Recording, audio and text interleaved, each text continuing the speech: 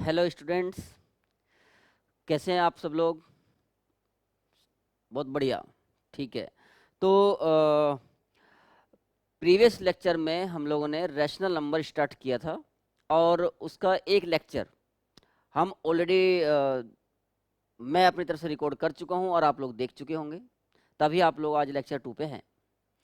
Lecture 1 में हमने introduce किया था कि रैशनल नंबर क्या होता है और अगर कोई नंबर हमें दिया जाए तो वो प्राइम है कि नहीं है ये चेक करना हमने सीख लिया था कि भाई प्राइम नंबर्स कैसे चेक करते हैं।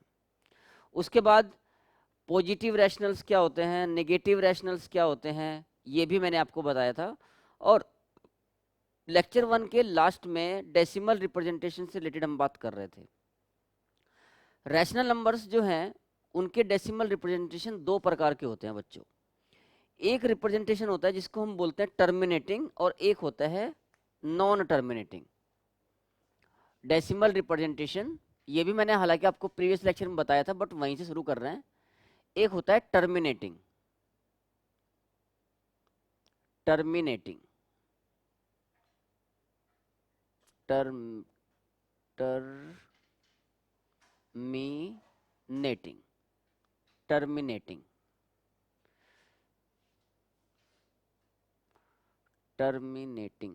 और एक होता है बच्चों non terminating. Non terminating and recurring and recurring.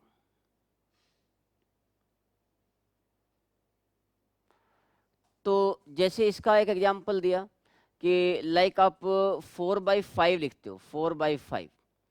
तो जब आप 4 को 5 से डिवाइड करोगे तो पॉइंट लगा के और यहाँ पर 40 बना के 5 8 जब 40 तो 0.8 आप इसको लिख सकते हो। लेकिन नॉन टर्मिनेटिंग की अगर हम बात करें तो नॉन टर्मिनेटिंग लाइक ऐसे हो गया कि आपने 20/3 लिया, 20/3 तो ये आएगा 6.66666। रैकरिंग का मतलब होता है किसी एक ही डिजिट का बार बार रिपीट होना। रैकरिंग का क्या मतलब होता है? रिपीटिशन। तो 6666 ये आता रहेगा हमेशा और ये कभी भी टर्मिनेट नहीं होगा। समझ में आ रही बात? लेकिन ये भी एक रैशनल नंबर है और ये भी एक रैशनल नंबर है। तो रैशनल नंबर को जब हम डेसिमल में रिप्रेजेंट करते हैं तो दो प्रकार से उसको रिप्रेजेंट किया जा सकता है। एक वो रैशनल नंबर होते हैं जिनका डेसिमल रिप्रेजेंटेशन एक पर्टिकुलर स्टेज के बाद टर्मिनेट हो जाता है, और एक वो रैशनल नंबर्स होते हैं जिनका डेसिमल रिप्रेजेंटेशन कभी भी टर्मिनेट नहीं होता, एक ही डिजिट बार बार रिपीट होता रहता है, जैसे इसमें हो रहा है। तो जो डिजिट बार बार रिपीट होता है 6 पॉइंट, यहाँ पर हमने देखा कि 6 जो है बार बार रिपीट हो रहा है, तो इसको हम ऐसे लिखते हैं 6 बार। इसको रिप्रेजेंट करने का तरीका ये है। ठीक है। जैसे एक और एग्जांपल ले लेते हैं कि अगर मैं आपको बोलूँ कि भाई 5.3 बार का मतलब क्या है, इसको कैसे हम इवेल्युएट करेंगे या इसको कैसे एक्सपेंडेड फॉर्म में लिख सकते हैं। तो इसका मीनिंग ये होता है बच्चों की 5.33333 ये बार बार आता रहेगा। जिस भी नंबर के ऊपर बार लगेगा वो बार बार आएगा, मतलब वो रैकरिंग है, वो रिपीटेड है। जैसे अगर एक और एग्जांपल देते हैं, मान लो 4.23 और ये दोनों पे बार लगा 2 3 बार, तो इसका मीनिंग बच्चों क्या है? 4.232323 डॉट डॉट ये रहेगा। 232323 ये रिपीट होगा। अगर ऐसा लिखा आ जाए कि भाई सपोज 3.259, लेकिन यहाँ पर बार जो है वो 59 पे लगा है, तो आप इसको क्या लिखेंगे? 3.2, क्योंकि 2 के ऊपर बार नहीं है, 59 के ऊपर बार है, तो 595959 ऐसे। तो ये होता है रेकरिंग का मतलब। अब इसमें बच्चों दो प्रकार के क्वेश्चन बनते हैं। पहला क्वेश्चन, सर क्या कोई ऐसा तरीका है जिससे हम रैशनल नंबर को देख के ये आइडिया लगा सकें कि ये टर्मिनेटिंग वाला है कि नॉन टर्मिनेटिंग वाला है? समझे बात? हमें एक रैशनल नंबर दिया गया और उस रैशनल नंबर को देख के हमें ये आइडिया लगाना है कि क्या ये टर्मिनेटिंग होगा या नॉन टर्मिनेटिंग होगा, या डिवाइड करके ही रूल मतलब देखना पड़ेगा। तो उसका रूल है, आपको डिवाइड करने की जरूरत नहीं पड़ेगी, वो मैं अभी बताऊंगा कि आप कैसे एक रैशनल नंबर को देख के बता सकते हैं कि ये टर्मिनेटिंग होगा कि नॉन टर्मिनेटिंग होगा। एक बात। दूसरी बात, इसमें दूसरा क्वेश्चन क्या बनता है कि सर जैसे यहाँ पर हमने इसको बार की फॉर्म में लिखा, तो अगर कभी कोई नंबर ऐसे बार की फॉर्म में हमें दिया गया हो और हमें उसके कोरस्पॉन्डिंग रैशनल नंबर लिखना हो, तो वो रैशनल नंबर हम कैसे लिखते हैं। तो बच्चों पहले हम ये ही दोनों क्वेश्चंस का आंसर करेंगे और उसके बाद आगे बढ़ेंगे, ठीक है। तो देखो, सबसे पहली बात जो है आप ये समझो कि हम ये कैसे पता करते हैं कि जो रैशनल नंबर हमें दिया गया है वो टर्मिनेटिंग है कि नहीं है, ठीक है। बताओ किसी के मन में कुछ ऐसा आ रहा है कि क्या तरीका हो सकता है उसका, टर्मिनेटिंग है कि नहीं है ये चेक करने का।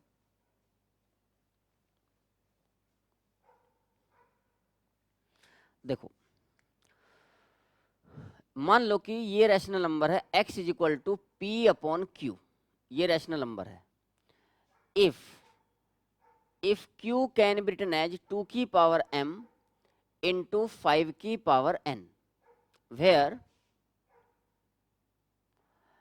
m and n are non negative integers. Non negative का मतलब zero and positive, non negative integers. Then x equal to जो p बाई क्यू आपने लिया है, x equal to p by q have या हैज टर्मिनेटिंग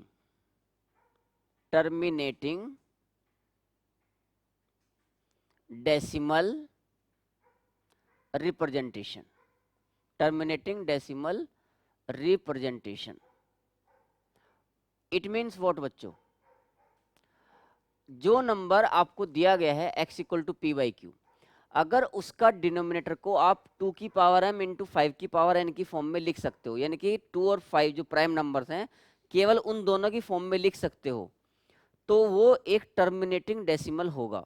और अगर आप उसको इस फॉर्म में नहीं लिख सकते या इन दोनों प्राइम नंबर्स के अलावा भी कोई तीसरा प्राइम नंबर क्यू में है, तो वो एक नॉन टर्मिनेटिंग डेसिमल होगा, ठीक है। बट यहां पर लिख देते हैं but if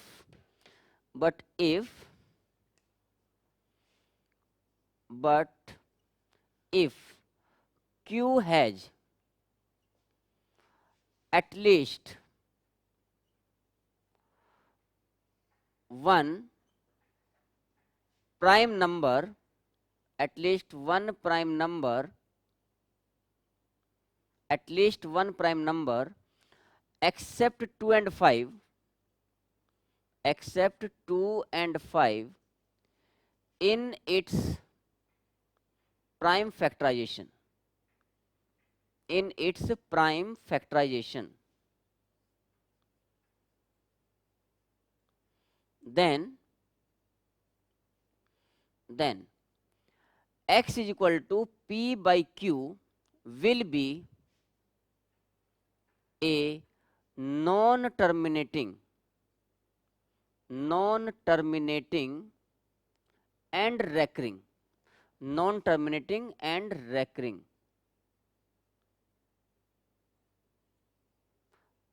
then this will have non-terminating and recurring decimal representation, decimal representation। अब आपके मन में चल रहा होगा सर इसका एग्जाम्पल लेके बताओ, तो बिल्कुल भाई एग्जाम्पल लेते हैं इसके ऊपर। देखो एग्जाम्पल क्या लेंगे इसके ऊपर, सबसे पहले ये दोनों पॉइंट आप लोग नोट कर लिए होंगे अच्छे से, ये दोनों पॉइंट आप लोग नोट कर लो पहले, और जब मैं एग्जाम्पल लूंगा तो वो दोनों ये पॉइंट्स जो है ना आपके सामने रहने चाहिए, ताकि आपको इस समझ में आए कि हाँ जो इसमें लिखा है वही हो रहा है।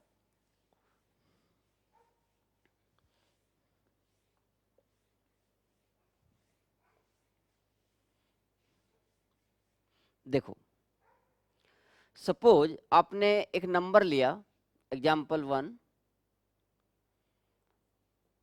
If x is equal to x is equal to 27 upon 20, 27 upon 20। और हमें ये पता करना है कि क्या ये एक टर्मिनेटिंग डेसिमल रिप्रेजेंटेशन रखता है। तो हमने देखा हेयर क्यू जो है वो 20 है। अगर आप 20 को प्राइम फैक्टराइज करते हो तो इसको आप लिख सकते हो 2 इंटू 2 इंटू 5, मतलब ये हो गया 2 की पावर 2 इंटू 5 की पावर 1। मतलब q का जो रिप्रेजेंटेशन है वो किस फॉर्म में है, 2 की पावर m इंटू 5 की पावर n की फॉर्म में है, जहां पर m की वैल्यू 2 आ गई है और n की वैल्यू 1 आ गई है। इसका मतलब ये एक टर्मिनेटिंग डेसिमल रिप्रेजेंटेशन रखेगा। इस रैशनल नंबर का एक टर्मिनेटिंग डेसिमल रिप्रेजेंटेशन है। इस चीज को आप वेरीफाई भी कर सकते हो। कैसे वेरीफाई कर सकते हो, देखो आप इसको डिवाइड करो तो कितना आ जाएगा 13.5। भाई 13.5 कैसे आएगा, देखो इसको आप लिख सकते हो 27 अपॉन 2 इंटू 10, तो 2 1 जा 2, 2 3 जा 6.5। ओके सॉरी मैंने गलती कर दिया, तो 2 से डिवाइड करके 13.5 आया। अब एक और 10 है, तो जब इस 10 के एक जीरो कटेंगे तो इधर की तरफ एक और बढ़ जाएगा, तो आ जाएगा 1.35। तो कुल मिला के बच्चों बात ये है कि इसके आगे ये डॉट डॉट रिपीट नहीं हो रहा है, मतलब जो और नंबर नहीं आ रहे, मतलब यहाँ पर जो डेसिमल है वो एक स्टेज के बाद टर्मिनेट हो गए। तो वो इसलिए हो गए क्योंकि यहाँ पर डिनोमिनेटर जो था वो 2 की पावर m इंटू 5 की पावर n की फॉर्म में था। लेकिन अगर मैं एक दूसरा एग्जाम्पल लूँ, example 2, if x is equal to 127 upon 20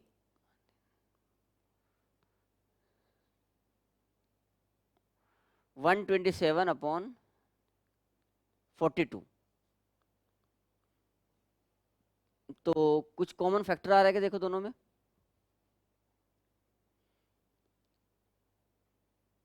ठीक है, तो यहाँ पर q की जो वैल्यू है वो 42 है। 42 को हम क्या लिख सकते हैं, 2 इंटू 3 इंटू 7, 2 इंटू 3 इंटू 7। 2 से भी ये कटता नहीं है, 3 से भी नहीं कटता, और ये 7 से भी कैंसिल नहीं हो रहा है। नहीं 7 से तो हो रहा है शायद, 7 नहीं नहीं हो रहा है। ठीक है, तो here q equal to 42 is not of the form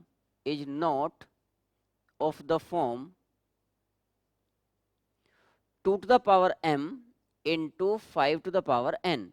therefore p by q जो ये नंबर बन रहा है यानी कि x is equal to p by q का मतलब क्या है यहाँ पर 127 अपॉन 42 will have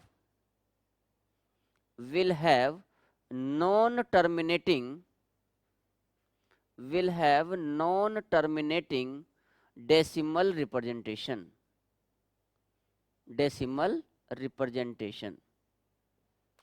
तो उम्मीद है बच्चों आपको ये टर्मिनेटिंग डेसिमल और नॉन टर्मिनेटिंग डेसिमल का मीनिंग समझ में आ गया होगा। ठीक है, अब जो हमारा नेक्स्ट टॉपिक है, पॉजिटिव रैशनल नेगेटिव रैशनल हम समझ चुके हैं। अब हमें कंपेयर करना है, comparison of to rational numbers, कि कौन सा रैशनल नंबर बड़ा है और कौन सा छोटा है। तो नेक्स्ट टॉपिक हमारा है comparison of to rational numbers. नहीं, अभी एक क्वेश्चन इसमें और बाकी रह गया। अभी तो हमने ये सीखा कि कब टर्मिनेटिंग है कब नॉन टर्मिनेटिंग है, लेकिन जिन नंबर्स पे बार लगा होता है उनके कोरस्पॉन्डिंग रैशनल नंबर क्या बनता है वो कैसे पता लगेगा, ये क्वेश्चन रह गया। अपन ने अभी थोड़ी देर पहले डिस्कस किया था इस बारे में कि हम ये करेंगे, लेकिन वो स्किप नहीं कर सकते। ठीक है, चलो तो example 3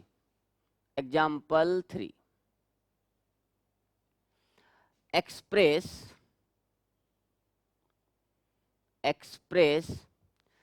3.5 bar in the form of P by Q, in the form P by Q, that is a rational number,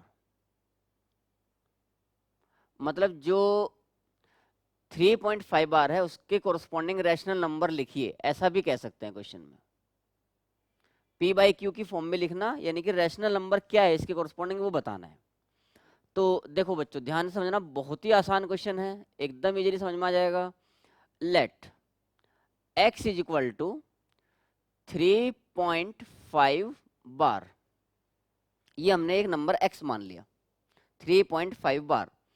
अब जिसके ऊपर बार लगा है वो बार बार आएगा, ये बात तो आपको पता है, रेकरिंग है ना ये, इसी को तो रेकरिंग बोल रहे हैं। तो इसका मीनिंग क्या हुआ, 3.555 dot dot dot dot infinity तक जाता है, ये कभी भी रुकता नहीं है। तो ये x की वैल्यू हो गई। अगर मैं इसे फर्स्ट मान लूं तो फर्स्ट को 10 से मल्टीप्लाई करो, 10 से, we get equation 1 is multiplied by 10। तो आपको पता है कि 10 से मल्टीप्लाई करने से क्या होगा, ये जो पॉइंट है ये राइट साइड शिफ्ट होता है और डिवाइड करने से लेफ्ट साइड शिफ्ट होता है। तो हमने मल्टीप्लाई किया दोनों साइड में 10 से, तो 10x हो गया इधर तो लेफ्ट में, और इधर क्या हो जाएगा 35.5555 ऐसे चला। ये सेकेंड इक्वेशन मान ले। अब आप क्या करो, सेकेंड इक्वेशन में से फर्स्ट इक्वेशन को सब्ट्रैक्ट कर दो, सेकेंड इक्वेशन में से फर्स्ट इक्वेशन को सब्ट्रैक्ट करो। तो 10x माइनस एक्स, ये समझो ये 10 एप्पल है, ये एक एप्पल है, तो 10 एप्पल में से एक एप्पल कम होगा तो कितने बचेंगे, 9 एप्पल, तो 9x बचा, इक्वल टू 35 माइनस 3 इज 32। और इसके पॉइंट क्या आ गया, तो सब सेम ही है इसलिए जीरो हो जाएगा बाकी तो x इज इक्वल टू कितना आ गया बच्चों, x is equal to 32/9। This is the rational number corresponding to 3.5 bar. मतलब अगर आप इसको डिवाइड करना चालू करो तो आपके यही नंबर आ जाएगा। इसको कन्वर्ट चेक भी कर सकते हो, देखो 32 को डिवाइड करते हैं 32/9, तो 9 3 जा, या जैसे आप लोग एक्चुअल डिवीजन करते हो वैसे भी कर सकते हो। 32 को 9 से डिवाइड किया, 9 3 जा 27, 5 बच गया, पॉइंट लगा के आपने एक जीरो उतार लिया यहाँ पर। 9 5 जा 45, फिर 5 बच गया, फिर एक जीरो उतार लिया, 9 5 जा 45, फिर 5 बच गया, फिर एक जीरो उतार लिया, 9 5 जा 45। समझ रहे बात, तो हर बार ये रिपीट होना चालू हो गया। इसका मतलब ये हुआ कि 32/9 के कोरस्पॉन्डिंग जो, अगर 32/9 को हम एक डेसिमल रिप्रेजेंटेशन में लिखें तो वो एक नॉन टर्मिनेटिंग डेसिमल आ रहा है, मतलब ये आ रहा है 3.55555 ऐसे जा रहा है, और इसी को 3.5 बार लिखते हैं। तो उम्मीद है बच्चों ये एग्जाम्पल भी आपको अच्छे समझ में आ गया होगा कि बार के कोरस्पॉन्डिंग रैशनल नंबर कैसे लिखना है, और उसको वेरीफाई भी कर सकते हैं। ठीक है, ये तो मैंने आपको करके बताया वेरीफाई। ऐसा स्कूल में अगर आपके क्वेश्चन पेपर में आता है तो कि भाई इसके कोरस्पॉन्डिंग लिखो, तो फिर आपको यहीं तक लिखना है, राइट। आप अपने लिए वेरीफाई करना चाहो या टीचर को इम्प्रेस करने के लिए अलग से कुछ करना चाहो तो एक अलग बात है, मार्क्स तो यहीं तक आपको पूरे मिल जाएंगे। ठीक है, एक आध एग्जाम्पल और ले लेते हैं इसके ऊपर। जैसे ये 3.5 बार लिया, ऐसा ही एक आध एग्जाम्पल और ले लेते हैं।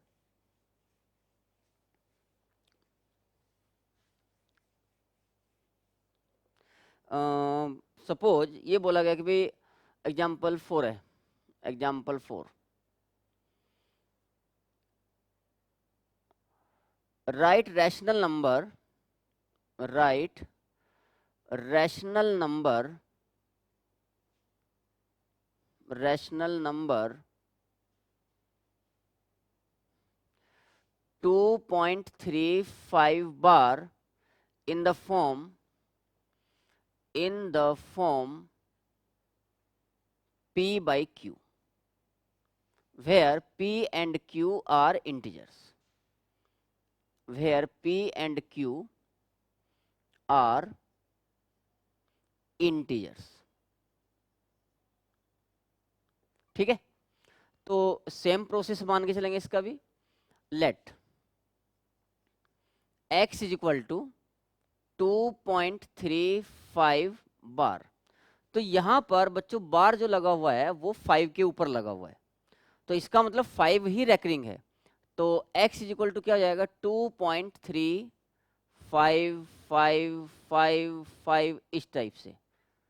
तो अब आप यहाँ पर ये समझोगे, देखो आप 10 से मल्टीप्लाई करके सब्ट्रैक्ट नहीं कर सकते, तो आपको क्या करना पड़ेगा, सबसे पहले आप 10 से मल्टीप्लाई करोगे तो 10x क्या बनेगा, 10x। 10x से इसमें 10 से मल्टीप्लाई करने से क्या होगा, 3 जो है इधर आ जाएगा, तो 23.55555 ऐसा बन जाएगा, ये सेकंड मान लो। लेकिन आप इसमें से इसको सब्ट्रैक्ट नहीं कर सकते हो, ठीक है, जब तक ये सेम ना बन जाए।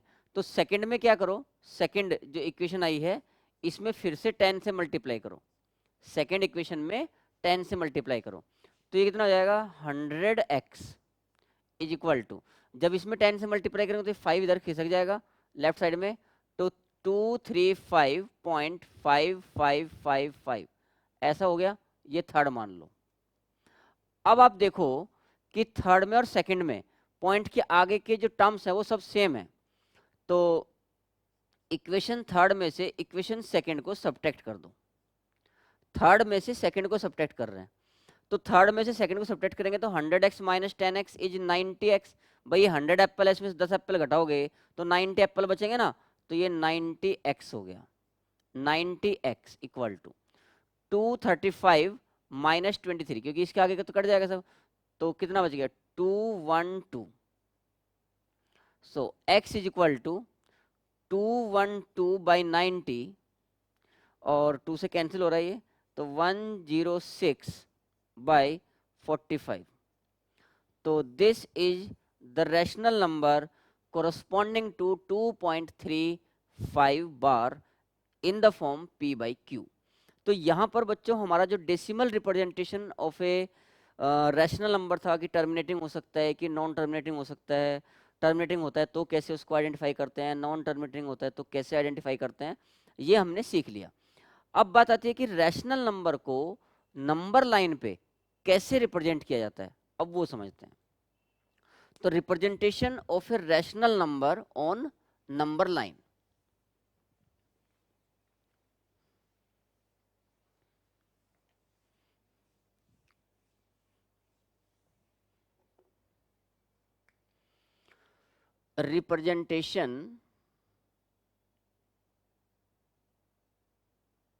representation of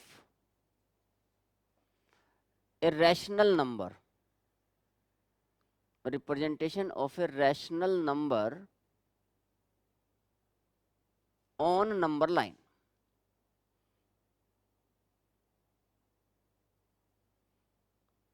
on number line, देखो ये नंबर लाइन होती है, ये आपको पता ही है, इसका मिड पॉइंट 0, और ऐसा हम मानते हैं कि भाई ये प्लस इन्फिनिटी और ये माइनस इन्फिनिटी है, ठीक है, और इधर की तरफ पॉजिटिव रहता है 0 के राइट में और 0 के लेफ्ट में नेगेटिव रहता है। अब बात आती है कि अगर हमें किसी रैशनल नंबर को रिप्रेजेंट करना है नंबर लाइन पे तो उसको कैसे करेंगे, ठीक है, देखो एग्जाम्पल से समझते हैं। सबसे पहली बात तो आपको ये कर लेना चाहिए कि जो नंबर लाइन है उस पे यूनिट यूनिट वाले पॉइंट मार्क कर लेना चाहिए, जैसे यहाँ पर 1 हो गया, यहाँ पर 2 हो गया, ऐसे 3 हो गया। बच्चों इसको आप कैसे करोगे, स्केल रख के और जो 1 इंच है, इंच वाला, उतने दूर दूर पे डिस्टेंस पे 1 2 3, इधर लेफ्ट में भी -1 -2 -3 ऐसे मार्क कर लेना स्केल रख के। ये -1 हो गया, ये -2 हो गया, ये -3 हो गया, ठीक है। अब इसको एक एग्जाम्पल से ले लेते हैं। एग्जाम्पल, मान लो कि आपको बोला गया कि एक्स रिप्रेजेंट या शो एक ही बात है, represent 2/5 on number line, represent 2/5 on number line. तो इसके दो तरीके हैं बच्चों, देखो 2/5 को नंबर लाइन पे रिप्रेजेंट करना है तो इसको आप यूनिट लेंथ का इंटरवल लेके भी कर सकते हो और 2 लेंथ का इंटरवल लेके भी कर सकते हो, कैसे करोगे देखो, 1 जो होता है 1 को अगर हम 5 पार्ट्स में डिवाइड करें, 1/5 1/5 1/5 इक्वल पार्ट्स में, तो 1 को हम ऐसे लिख सकते हैं 1/5 plus 1/5 plus 1/5 plus 1/5, 5 equal part करने हैं। ठीक है, अगर हमें 2 के 5 इक्वल पार्ट करने होंगे तो वो कैसे करना है वो भी बताऊंगा मैं भी। तो मुझे चाहिए कितना, 2/5, यानी कि ये 2 पार्ट चाहिए मुझे। तो 1 के 5 इक्वल पार्ट कर लो, 5 इक्वल पार्ट, वो जो 1 इंच ने आपने मार्क किया ना स्केल पे, उसके 5 बराबर भाग कर लो। देखो 1 2 3 4 और ये 5, 1 2 3 4 5। तो देखो 0 से लेके ये जो पहला पार्ट बना, ये पहला पार्ट, ये 1/5 होगा। ये जो दूसरा पार्ट बना, ये दूसरा पार्ट, यही 2/5 होगा जो आपको इस क्वेश्चन में चाहिए था। ये 2/5 है। तीसरा क्या बनेगा, 3/5, 4/5, और ये जो 1 बना 1, यही एक्चुअली 5/5 होगा। तो इस तरीके से आप एक रैशनल नंबर को नंबर लाइन पे लोकेट कर सकते हो। आप चाहो तो इसको ऐसे भी कर सकते थे कि जैसे कई बार बच्चों को क्या लगता है कि सर 1/8 थोड़ा छोटा हो जाएगा, दूर दूर से दिखना चाहिए। हाँ, दूर देख लो, उसमें क्या दिक्कत आ रही है भाई। ये आपने नंबर लाइन बनाई, ये यहाँ पर 0 है और ये यहाँ पर आपने 2 लिया। अब 2 के 5 बराबर पार्ट कर दो, 2 के 5 इक्वल पार्ट्स कैसे करेंगे, 2 को जितने पार्ट करने होते हैं ना उससे उतने डिवाइड करना होता है बस, खाली कुछ भी बड़ी बात नहीं इसमें। तो 2/5 2/5 2/5 5 बार, तो कुल मिला के 10/5 यानी कि 2 हो रहा है ये। तो इसमें 0 से लेके 2 तक के 5 पार्ट कर लो, 1 2 3 4 5 हो गए 5 पार्ट। तो ये जो पहला पार्ट है, ये पहला पार्ट, ये कितना होगा, ये तो 1/5 होगा। ये कितना होगा, ये होगा 2/5। ठीक है, ये 2/5 होगा 0 से 2 में, 2/5 4/5 6/5 8/5 10/5, मतलब ओवरऑल सॉरी ये 4/5 होगा। ये पहला ही पार्ट इसका 2/5 हो जाएगा ना, दिस पार्ट विल बी 2/5। एक ही पार्ट लेना क्योंकि 2/5 था ना क्वेश्चन अपना। हाँ, 2/5 को नंबर लाइन पे लोकेट करना है। तो ये जो पहला पॉइंट है ए, ये 2/5 को रिप्रेजेंट करेगा, बी जो है वो 4/5 को रिप्रेजेंट करेगा, सी 6/5 को रिप्रेजेंट करेगा, डी 8/5 को रिप्रेजेंट करेगा, और ये जो 2 है ये एक्चुअली 10/5 हो गया। तो इस तरीके से आप किसी भी रैशनल नंबर को एक नंबर लाइन पर रिप्रेजेंट कर सकते हो। इसको रिप्रेजेंट करने के दो मतलब आगे भी आप लोग कुछ तरीके सीखेंगे, जिसमें टर्मिनेटिंग डेसिमल्स को कैसे रिप्रेजेंट करते हैं और नॉन टर्मिनेटिंग को कैसे रिप्रेजेंट किया जाता है वो, लेकिन अभी का फिलहाल का पार्ट नहीं है, वो थोड़ा दिन बाद आएगा आपके सामने। ठीक है, 9th क्लास में आएगा। तो ये representation of rational number on number line clear हो गया। तो ऐसे 3-4 क्वेश्चन आप लोग प्रैक्टिस करके देखना, आपके मॉड्यूल में और शीट में या बुक में दिए हुए हैं, तो वो क्वेश्चंस आप लोग कर लेना। अब बात करते हैं बच्चों कंपैरिजन करना, कि रैशनल नंबर्स को कंपेयर कैसे करते हैं, कि कौन रैशनल नंबर बड़ा है कौन छोटा है। अगर आपको 2 रैशनल नंबर दे दिए जाएं और आपको ये बताना है कि इनमें से कौन सा रैशनल नंबर छोटा है और कौन सा बड़ा है, तो आप कैसे करते हो। जबकि आप लोग इंटीजर्स को तो पहले से पढ़ चुके हैं 7th क्लास में, वहां पर कंपैरिजन करना आपने सीखा था। तो ऐसे ही जो है यहाँ पर comparison of rational numbers,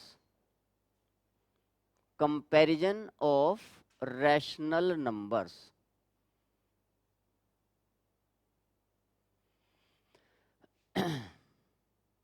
comparison of rational numbers. देखो पहली बात तो ये, rule 1, if one rational number is positive, if one rational number